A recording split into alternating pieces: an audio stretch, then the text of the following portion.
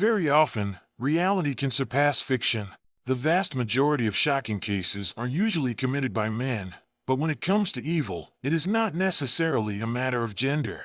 In some cases, the perpetrators of chilling crimes are women. However, that does not mean a woman is incapable of committing acts of cruelty. On the contrary, in many instances, physical strength is not required, but rather a disturbed mind.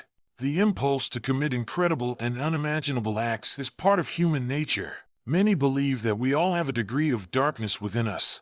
But what would you think if I told you that the protagonist of this case was an elderly woman who did not need to be physically stronger than her victims, and who claimed that a spirit forced her to act? In July 2015, in the city of St. Petersburg, Russia, a report was made about a foul odor coming from an abandoned lot. When firefighters arrived, they noticed an overpowering stench, leading them to suspect that someone had dumped a dead animal. However, upon entering the area, they discovered that the smell was actually coming from 7 black garbage bags.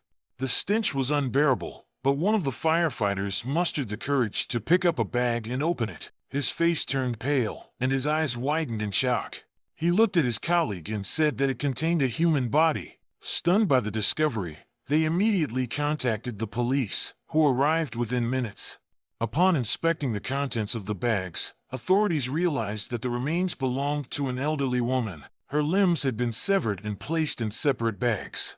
As they searched the perimeter, they noticed a nearby establishment with a surveillance camera. They requested assistance from the owner to provide footage from previous days. Fortunately, the camera had been operational. When they reviewed the recordings, they were in for a massive shock, because on the screen, they saw a woman of advanced age carrying those garbage bags.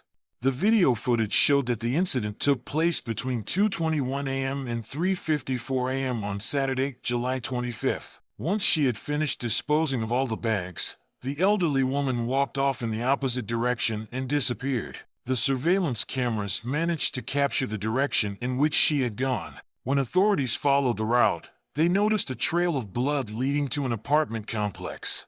The police immediately headed to the location and began gathering information, asking residents if they knew an elderly woman who lived there.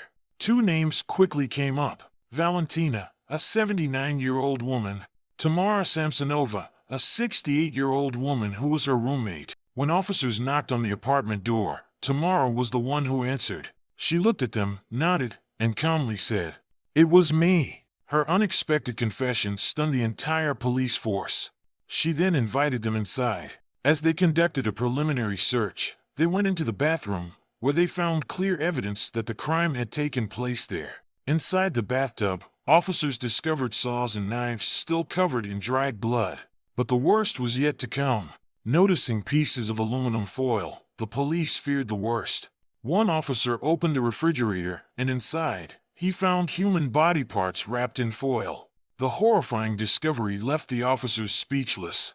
Once the remains were found, the authorities immediately contacted the Russian Investigative Committee, the country's top criminal investigation authority, due to the extreme severity of the case. During her initial interrogation, Tamara did not deny her confession. She insisted that she had acted alone and was solely responsible for the crime. She admitted that after an argument, she decided to end Valentina's life. The police did not ask if she had cannibalized any parts of the victim's body, but when they brought up the possibility, Tamara remained silent, leaving even more disturbing questions unanswered. When the investigative committee arrived, they placed Tamara under arrest. But rather than showing remorse or fear, she appeared calm, smiling as she was escorted away. As she walked past the crowd of onlookers, she blew kisses at them and simply said, "What a shame! Now all my neighbors will know. What will they think of me?" At first, Russian media referred to the case as the Nightmare on Dimitrova Street, named after the street where she lived. Tamara Samsonova, the 68-year-old suspect, was arrested on July 28, 2015. The entire country was shocked, as cases like this were extremely rare. What made it even more unbelievable was Tamara herself, a frail, 1.60-meter tall elderly woman, with a thin build, gentle eyes, and shoulder-length brown hair. At first glance, she seemed kind, trustworthy, even compassionate. But behind that harmless appearance lurked a truly chilling darkness. Described by some neighbors as a kind-hearted and generous person who always did favors for those in need, though also somewhat strange, Tamara became the center of a shocking crime. When news of the murder spread, one of the victim's friends mentioned in an interview that they were deeply shocked by what had happened, but not entirely surprised. Many had considered the elderly woman to be quite odd, deceitful, and suspicious. The friend also revealed that, after not hearing from her for several days, she asked Tamara about her whereabouts. Tamara became nervous, grabbed her arm, and begged her not to call the police. She never imagined what she would later discover, and that was what truly shocked her. During her testimony, Tamara confessed to the investigators that she had killed Valentina Ulanova after an argument over dirty dishes and cups that had not been washed. The dispute escalated, and Valentina asked her to leave. At the time, Tamara was living with her because her apartment was being renovated, and Valentina had offered her a place to stay under the condition that she helped with household chores. Once the renovations were complete, Valentina told Tamara she had to move out, but she refused and insisted on staying. Their relationship became increasingly tense, and on July 25th, following yet another argument, Tamara decided to end her life. She took around 50 sleeping pills and mixed them into Valentina's food, a Russian salad known as Olivier salad, one of her favorites. Valentina ate the meal without hesitation. Tamara then went to sleep, and around 2 a.m., she found Valentina's body on the kitchen floor. The woman was still alive, showing vital signs, but Tamara grabbed a knife and a saw and began dismembering her.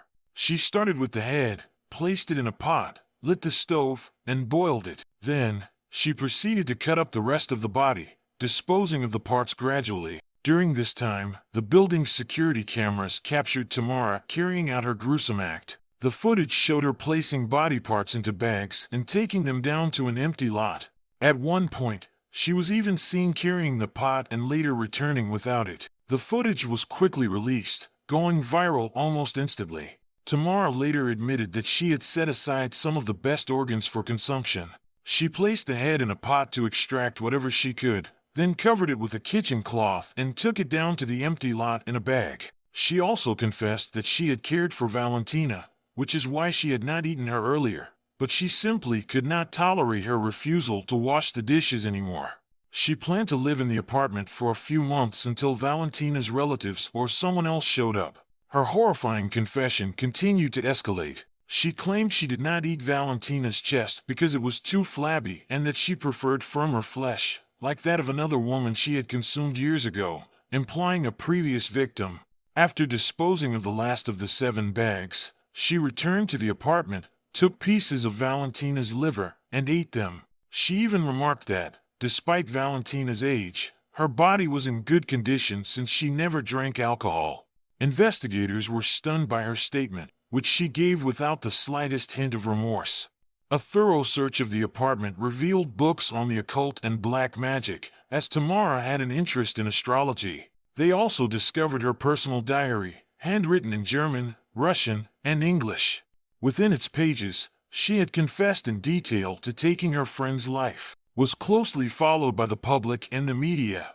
As details of the case were revealed, the horrific nature of Tamara's crimes became even more evident. She remained composed and even amused during the trial, showing no remorse for her actions. Described by some neighbors as a kind-hearted woman who always helped those in need, Tamara was also considered somewhat strange. When news of the crime spread, one of the victim's friends stated in an interview that they were shocked but not entirely surprised, as many had found the elderly woman deceitful and suspicious. The friend recounted that after losing contact with Valentina, she had asked Tamara about her whereabouts. Tamara became nervous, grabbed her arm, and pleaded with her not to call the police. However, she never imagined she would uncover such a gruesome truth. During her confession, Tamara admitted to killing Valentina Ulanova after an argument over unwashed dishes and cups.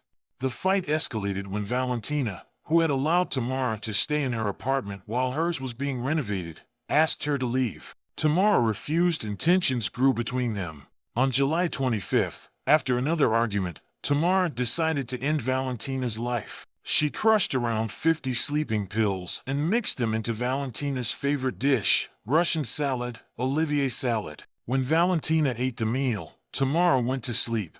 Around 2 a.m., she found Valentina collapsed on the kitchen floor. Although still alive, Tamara took a knife and a saw and began dismembering her. She started with the head, placed it in a pot, and boiled it. She then cut up the rest of the body and gradually disposed of the parts. Surveillance cameras in the building captured her carrying plastic bags and a pot down to a vacant lot, where she discarded them before returning for more. The footage quickly went viral, shocking viewers. Tamara later admitted that she had set aside the best organs to eat. She claimed she had not eaten Valentina earlier because she had appreciated her, but the argument over the dishes pushed her over the edge. She intended to stay in the apartment until someone came looking for Valentina. Her chilling confession worsened when she stated that she did not eat Valentina's chest because it was too flabby, unlike that of a previous victim she had consumed years ago. After disposing of all the remains in 7 plastic bags, Tamara returned to the apartment, took parts of Valentina's liver, and ate them. She noted that despite Valentina's age, her organs were in good condition since she never drank alcohol. Investigators were horrified by her lack of remorse. A thorough search of her apartment revealed books on the occult and black magic, as she was fascinated by astrology. They also found her handwritten diary, written in German, Russian, and English, which contained confessions of multiple murders. In her diary, she detailed how she had killed and dismembered at least 11 people, including her husband. She described eating their flesh, intestines, eyes, and tongues, with her favorite organs being the lungs. She even illustrated how she butchered her victims and enjoyed their meat in various dishes. Tamara admitted to killing one of her tenants using the same method, later eating his lungs. When questioned about her husband, she revealed that in 2005, she had stabbed him to death while he slept, cut him up with a chainsaw, and eaten his genitals. She disposed of the rest of his body in trash bags, telling neighbors that he had run off with another woman. As the investigation continued, police linked her to several other dismemberment cases. One victim, found in 2003, had been discovered without arms, legs, or internal organs. Among Tamara's belongings, police found a blood-stained business card belonging to this man. In August of that year, authorities searched for his head, hands, and organs but never found them, leading investigators to believe that she had eaten them. If all of her diary entries were true, Tamara had murdered at least 11 people. However, without the remains of all her victims, she could not be convicted for every case. During her court appearances, she maintained an eerie demeanor. She smiled at the cameras, blew kisses to reporters, and stated, "I knew you would come. It's a shame for me, now my whole city will know." When taken to the courtroom, she clapped and smiled, telling the judge that she was ready for court. She admitted to everything, claiming that the final murder was her closure. She also stated that she had no place to live and that she had thought about it 77 times before deciding that prison was the best place for her. She wanted to die there and be buried by the state. The beginning of the trial drew immense public interest, as the shocking details of Tamara's crimes continued to unfold. The case caused such a social uproar that it was even broadcast live on television news. The prosecutor stated that due to her mental health, the elderly woman was a danger to society. A psychiatrist affirmed that there was a risk she would kill again. As a result, after the trial, she was confined to a mental hospital. On November 26 of that same year, Tamara underwent a psychiatric evaluation, which concluded that she was dangerous to herself and others. She was sent to a psychiatric hospital in Kazan for treatment. Tamara expressed deep admiration and fascination for Andrei Chikatilo, stating that what attracted her to him was his story and the things he did. Tamara Samsonova was born on April 25, 1947, in Krasnoyarsk Krai, Russia. She was the daughter of alcoholic parents who had survived World War II. Over time, her parents managed to establish government connections and maintained a modest lifestyle. Her childhood was entirely normal, though she recalled how her parents told her terrifying stories about the people of St. Petersburg being forced to eat rats, dogs, and cats to survive. From an early age, Tamara was highly intellectual and had a deep love for literature. After finishing high school, she moved to Moscow to study languages. She enrolled in the State Linguistic University, where she learned 3 languages and even graduated with honors. After completing her studies, she moved to St. Petersburg, where she met a man named Ale, whom she later married. In 1971, the couple moved into a newly built apartment complex, specifically in a panel house on Dimitrov Street. While living there, she worked at a travel agency, gave private language lessons, and later found a job at the Grand Hotel Europe, where she worked for approximately 16 years. Over time, her behavior gradually changed from normal to increasingly strange. She was hospitalized 3 times in different psychiatric hospitals, where she was diagnosed with paranoid schizophrenia. Later, her husband mysteriously disappeared without a trace. Following his disappearance, Tamara decided to rent out a room in her apartment. On September 6, 2003, during an argument, she ended the life of a 44-year-old man. His name repeatedly appeared in her diary entries. In March 2015, she met Valentina Ulanova, her final victim. The case came to light after a friend of Ulanova's asked Tamara to let her stay at her apartment for a while until her own was renovated. Shortly after, the crime sequence described at the beginning of this video took place. To this day, the exact number of crimes she committed remains unknown. She is currently being investigated for 14 murders, and it has been confirmed that she engaged in cannibalism with most of her victims. Her frail and kind appearance never aroused suspicion. Today, she is known as the Granny Ripper and Baba Yaga, a figure in Russian folklore described as a bony old woman with a pointed nose and sharp teeth, a wicked and cruel being, though not entirely evil, who eats human flesh purely for pleasure. Don't forget to subscribe to the channel. Cases like this are presented every day.